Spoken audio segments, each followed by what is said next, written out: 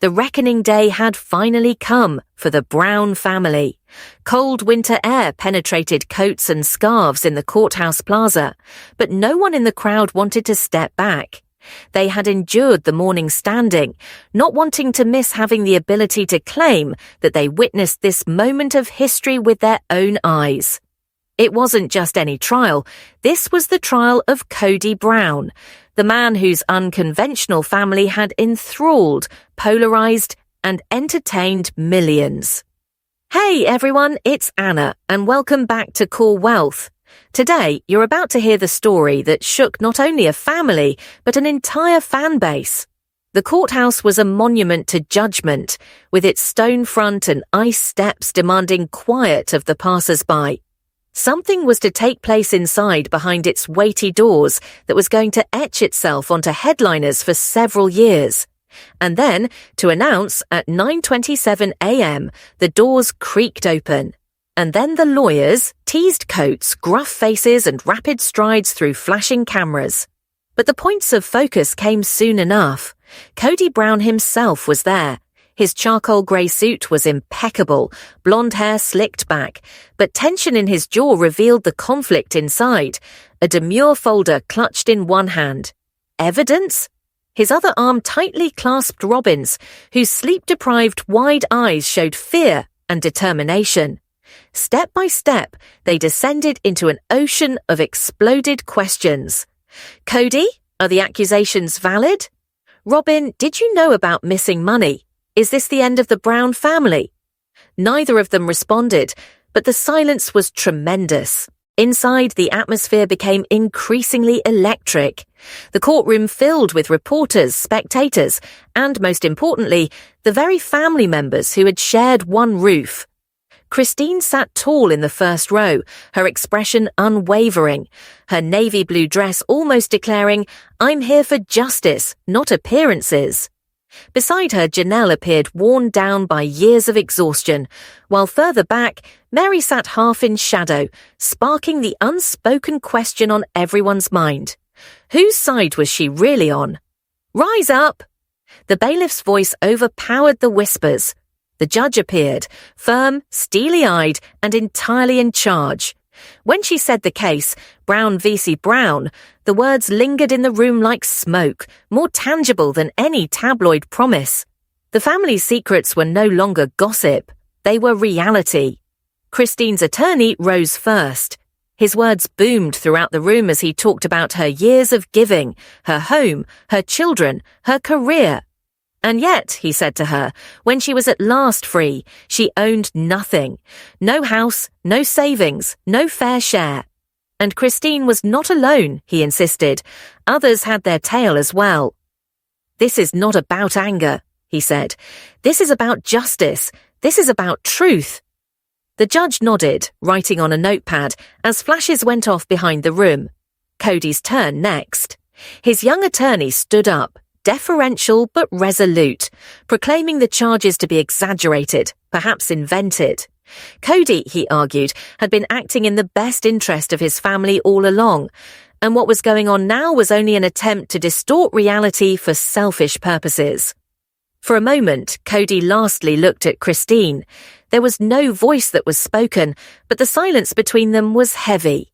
You could practically feel the room sort of suck in around their locked gaze. The judge banged down her gavel.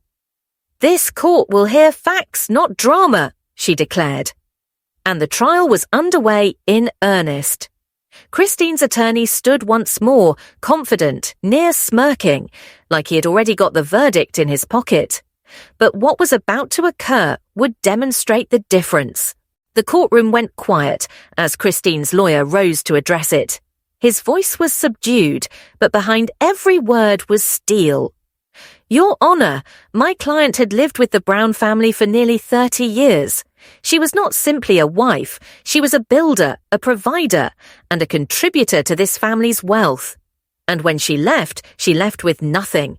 No assets, no savings, no equitable share of what she'd built." Christine remained silent beside him, gazing ahead. But for a brief moment, emotion flushed through her cheeks. This is what she had dreamt 1,000 times over, but now it was weighed down more than she ever imagined. Her attorney produced a fat file of documents, copies of payment records, receipts, and payments Christine had made from her own salary. Money invested in family funds, money never refunded to her. Cody shifted in his seat, his hands drumming on the table. Robin's mouth was pinched into a line, her eyes flicking back and forth between her husband and the attorney. The attorney went on, "This is not bitterness, Your Honor. This is justice. The law is clear. When property is built together, it must be shared fairly. My client is not asking for more than she deserves. She's simply asking for what belongs to her." A low murmur went through the gallery. Then another voice jumped into the mix. Janelle's lawyer stood up, a reserved woman in a blue business suit. She described how Janelle had invested hundreds of thousands of dollars in businesses and properties for the family's safety, only to learn that those properties were held in Cody and Robin's names alone. Her trust, the lawyer said, was betrayed. Christine and Janelle exchanged a rapid look, a silent acknowledgement of mutual treachery. When Cody's lawyer responded, his voice was subdued but biting. He argued that money had always been given voluntarily, as presents to family members, and never loans with the expectation of repayment. It was no business deal, he declared, but an honor-bound family. He went so far as to suggest that Cody himself had carried much of the cost burden over the years. Christine's eyes are narrowed. She had already heard all these apologetic reasons before. Her sacrifices were tantamount to charity, her investments spoken of as discretionary. Then, in a dramatic gesture, Christine's lawyer escalated the battle one notch higher. He accused Cody of dipping into hundreds of thousands from jointly held accounts before he departed Christine. The gallery collectively gasped. Cody's wrath got hot, his protest rising loudly in spite of the warning by the judge. The gavel cracked. "Mr. Brown, you are going to be quiet until you're spoken to," the judge ordered. His outrage only served to get him increasingly cornered. And then Christine's lawyer dropped a bombshell when she pulled out a binder full of evidence, bank statements, receipts, and emails. The numbers added up to a damning narrative. Cash moved covertly from joint accounts to personal accounts in the names of Robin and Cody alone. The judge's eyes raked the documents, her forehead creased. The courtroom crept forward, trying to see the lines. Cody's face flushed with rage. Robin was quiet and motionless, and Christine's fists were tight in her lap. And then the attorney produced one last piece of evidence, emails by Cody to a financial advisor, telling them to sell assets before they start asking questions. The court gasped at the words. Robin breathed heavily and frantically into Cody, who clamped his jaw harder with every syllable spoken in public. Finally, his control snapped. "This is out of context," he roared. A third ear-shattering crash of the gavel silenced him, and then the bombshell that hit the entire room. The attorney for Christine made a surprise announcement. A surprise witness, the family's former accountant. Gasps erupted throughout the room as he entered, his own file of papers in hand. Cody's attorney objected, but the judge allowed it. The accountant's testimony was devastating. He testified that he had warned Cody years earlier that the withdrawals were not valid, that they would have catastrophic consequences. His warnings had been ignored, and when asked directly if the transfers were in line with sound financial stewardship, his answer was curt and firm. No, not by any means. The words hit like a clap of thunder. Whispers coursed through the gallery, journalists scribbling frantically. Mary shifted uncomfortably in the back row, refusing to look anyone in the eye. The judge leaned back in her chair, tapping her pen thoughtfully before announcing recess. Journalists charged for the door, headlines already being crafted. Brown family finances exposed. Shock witness grills Cody Brown. Family secrets spew out in courtroom drama. Christine folded her papers with restrained resolve. Janelle whizzed by and grazed her arm, a wordless gesture of sympathy. Cody and Robin beat a hasty retreat, dodging reporters, strained and unyielding faces. But on the streets, the pictures told it all. Scrunched jaws, clenched fists, and strain radiating like a storm. It was no longer an intrangic struggle. This was a runaway meltdown. And everyone who saw it knew it. This was just the beginning. On the defense bench, Cody Brown sat rigid, white-knuckling his table, his eyes flicked to Robin. She seemed calmly serene, but tension creased her pressed-together lips, her eyes avoiding Christine across the room. Christine herself sat rigid and unemotional, her strength unwritten but palpable, even as pain still shadowed her eyes. This was not a battle in court anymore. This was the culmination of years of family soap opera, shattered trust, uncried tears. A slow disintegration observed by the world from outside. The judge's voice boomed above the silence like the sound of steel on stone. He reminded them of the weeks of testimony, evidence, and accusations. His voice was stern, reminding them all that today was not a typical day in court. Deliberations today would forever change lives. Christine's attorney employed another descriptor, tight but flat. He remembered years of scarcity, children to be supported, Cody to be provided for, maintaining the family unit in the public's gaze. Robin's attorney spoke words of family unity and common decisions, but they were hollow, promises made years before and broken. When the judge turned his interrogation to Cody, his answers came in clipped bursts. His tone was flat, but for a moment, resentment, anger, and exhaustion of a lifetime of struggle flickered across his eyes. Christine's mask did not break, but her heart thudded in the silence as the trial drew toward its end. The audience members leaned forward, helplessly drawn in by the drama unfolding on stage. This was no rumor now. This was history. This was legacy. And then finally, the moment. The courtroom held its collective breath, as motionless as a tomb, as Judge Whitmore emerged. His white hair and stern face exuded at the same time an aura of gravity and inevitability.